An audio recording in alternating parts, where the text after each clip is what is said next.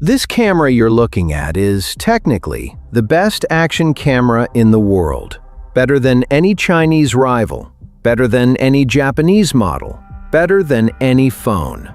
And the company that makes it is today worth less than $200 million, when 10 years ago it was worth $12 billion. That's losing more than 98% of your value with a product that's still the technical leader in its market. The story of GoPro is the story of the richest founder of his decade. Destroying his own company with the same decision an entrepreneur with a working business makes every year, diversifying big before it's time. You're going to see, step by step, or the decisions that turned $12 billion into $200 million, so you don't repeat them. As always, at the end, we'll cover the business lessons you can apply to your own project. Let's go. Year 2002. A 27-year-old guy named Nick Woodman has just shut down an online gaming startup after burning several $1 million of investors' money in the dot-com bubble. He's broke, no business, no job, and no clue what to do next. He buys a ticket to Indonesia and goes surfing for 6 months to forget the disaster. And there, on an Australian beach, while trying to film himself riding a wave with a regular camera tied to his wrist with a rubber band, the idea hits him. The cameras of that era don't let a surfer film himself from up close. Only the pros have video of themselves surfing, because only the pros can afford a cameraman with a telephoto lens following them around. Everyone else, the amateurs, doesn't have a single image of themselves riding a wave. Woodman goes back to California with the idea stuck in his head. He borrows $200,000 from his father. He borrows another $35,000 from his mother, plus an old sewing machine to sew wrist straps by hand. And since even that isn't enough to get started, he sets up a side business with his girlfriend, Jill. They drive up and down the California coast in an old Volkswagen van, selling shell necklaces and trinkets they brought back from Bali. That money, necklace by necklace, pays for the first prototypes of the product. The first model is ridiculously humble, a mechanical film camera.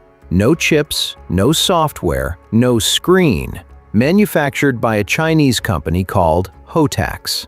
Woodman doesn't invent the camera, he just imports it, attaches the wrist strap sewn by hand by him and his mother, and slaps the GoPro logo on it. Manufacturing cost? Just over $3 per unit. Retail price? $30. A huge margin, but still no customers to buy it. Until 2004 at a sports trade show, when a Japanese company places the first big order. 100 cameras at once. 100. That sale is the spark.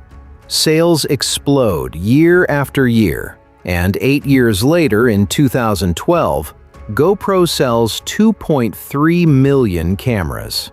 He goes from a van full of necklaces to one of the most recognized brands in the action sports world. And here's where the story gets really interesting, because how GoPro grows is not just good product. It's something much smarter, and it's exactly what any small entrepreneur should copy.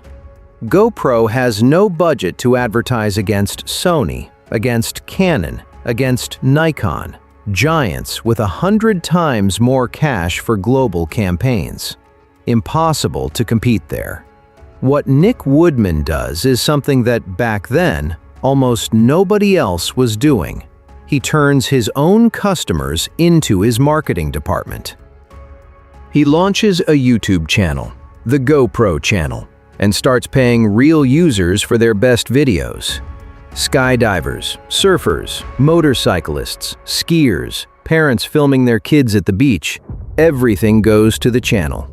He rewards the best with products, with money, with public visibility.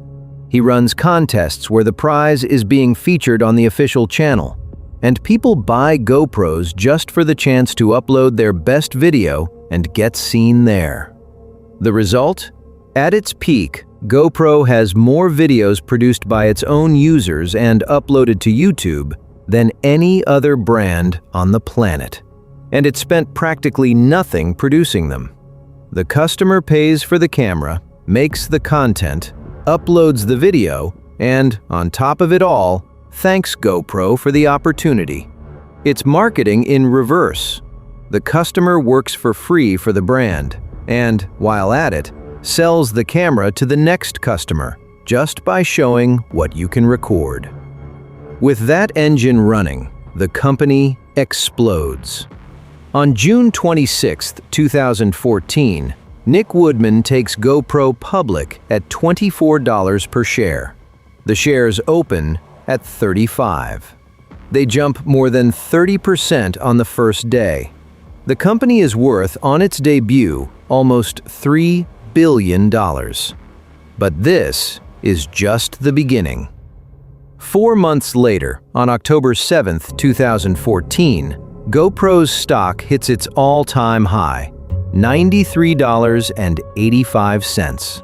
The entire company is worth, at that moment, $12 billion. Nick Woodman, the guy who 4 years earlier was selling shell necklaces out of a van, is now a multi-billionaire with a personal net worth of $5.4 billion, enough to slot him in among the big names of Silicon Valley. And here is the exact moment where Woodman commits GoPro's founding mistake. He confuses having invented the best action camera in the world with knowing how to produce content like Disney. And he gets into a war he doesn't understand with the money of a hardware company. Because immediately after going public, with the cash pouring in and his personal account over $5 billion, Nick Woodman makes the announcement that's going to destroy everything he's built in the next 4 years. He steps on stage and says, with the face of a convinced visionary, that GoPro is no longer a camera company. GoPro, says Woodman, is now a media and entertainment company, like Netflix, like Disney, like YouTube. The cameras are simply the capture hardware, but the real business of the future is producing original content, hiring Hollywood producers, creating exclusive series, launching a drone division, and rolling out video platforms. He's going to build, he says, the largest first-person camera audio-visual studio in the world. And while the room applauds, 2 years later, he announces the next step of the new era. GoPro is going to launch a drone. They call it Karma. It costs $800. It's unveiled in September 2016 with an Apple-style event, giant screens, cinematic videos, the founder on stage in jeans. The message to the market is clear.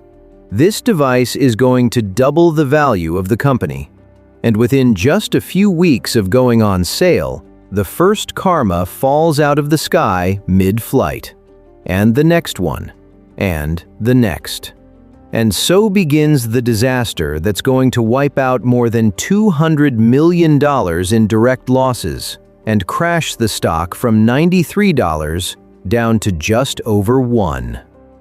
It's November 8, 2016.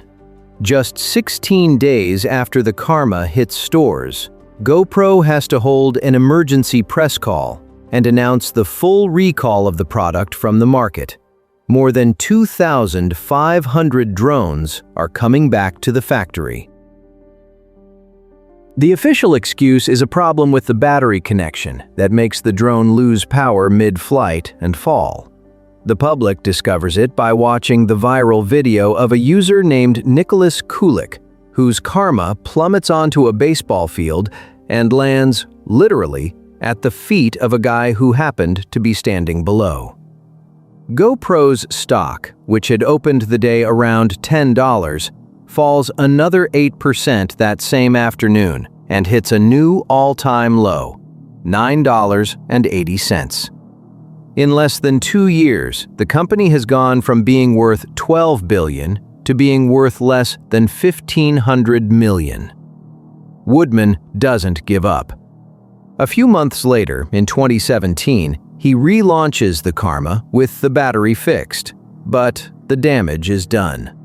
Professional pilots and enthusiasts have all left for DJI, which, in parallel, has launched the Mavic Pro, a technically superior drone at almost half the price. On January 8, 2018, GoPro releases a statement announcing it's shutting down the drone business for good and laying off 250 employees.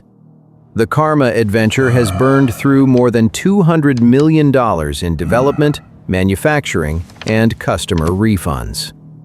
Nick Woodman, in an interview, announces that he's cutting his own salary to a symbolic $1. The real damage wasn't caused by drones falling from the sky or by the 250 layoffs. It was caused by a sentence spoken 3 years earlier, in the full glow of the IPO triumph, and the day Woodman said this was no longer a camera company. That's when the countdown started. And while all this drone disaster is unfolding, in parallel, something happens that GoPro doesn't see coming, and that's much worse. The iPhone becomes good enough. The camera in each year's model starts shooting 4K video, the highest video resolution available in consumer tech, with digital stabilization and automatic modes.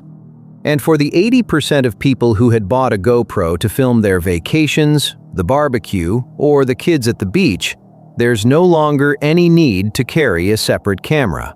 The phone already in their pocket does the same thing. And as if that weren't enough, China enters the action camera market with everything it's got. DJI launches the Osmo Action line. Insta360 puts out cameras with 360-degree recording of quality similar to GoPro, and Akaso copies the exact format at half the price.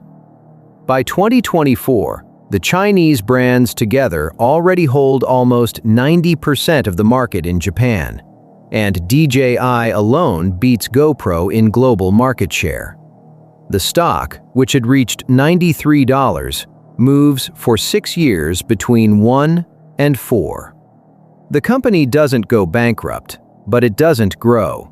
It doesn't innovate outside its segment, and the investors left a long time ago. And how is GoPro doing today, in 2026? Much worse than most people imagine. The company closed 2025 with $652 million in revenue, down 19% from the previous year, and $93 million in net losses. It sells fewer cameras every quarter. Its total market value, the entire company, offices, patents, brand, everything, is now less than $200 million. An office building in Manhattan is worth more. The only green oasis in the income statement is the GoPro app subscription business.